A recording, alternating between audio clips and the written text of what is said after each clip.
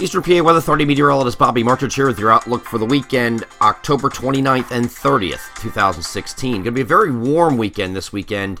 Going to have temperatures that are going to be generally in the 65 to 70 degree range, even some higher numbers down here on Sunday in the far southeastern areas. Might even get up in the middle 70s down toward Philadelphia, the Philadelphia metro, and point southeast. So that's going to be something to look for this weekend. Very warm, but it's going to be a transient warmth, and we're going to have a couple ups and downs over the next week or so, and then I think we finally get into a colder pattern after that point. Here's a look at Saturday morning of a system far to the north here.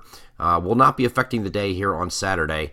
So that stays to the north. The associated frontal boundary is back here, situated right here. So it's going to come through, we think, on Sunday afternoon. And along that boundary, there may be an area low pressure, very weak area low pressure that forms along it.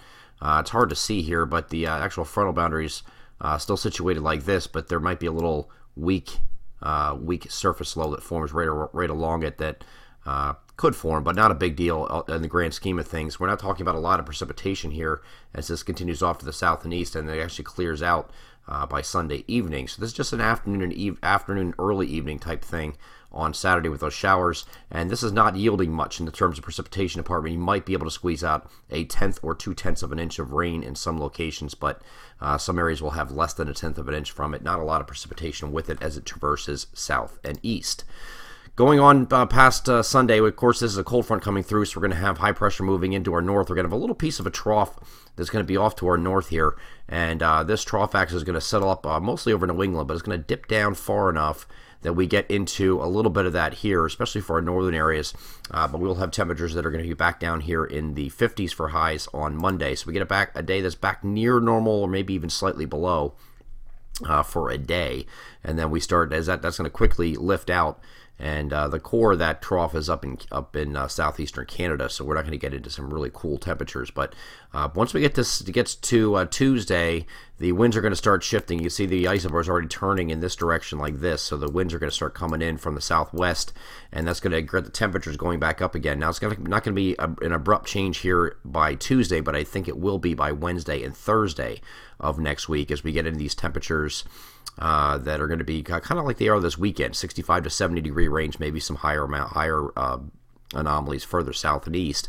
But generally the same idea with this warmth. It's not going to be warmer than that, but I think it's going to be right around the same. And then we have another cold front that's going to be approaching here on Thursday. This is area low pressure that's situated off to the north here, and of course it has the frontal boundary back behind it. This one is going to have a pretty good shot of cold air behind it, and it's going to resonate for a while. It's going to keep this. It's going to be a cooler transition next week back to near normal.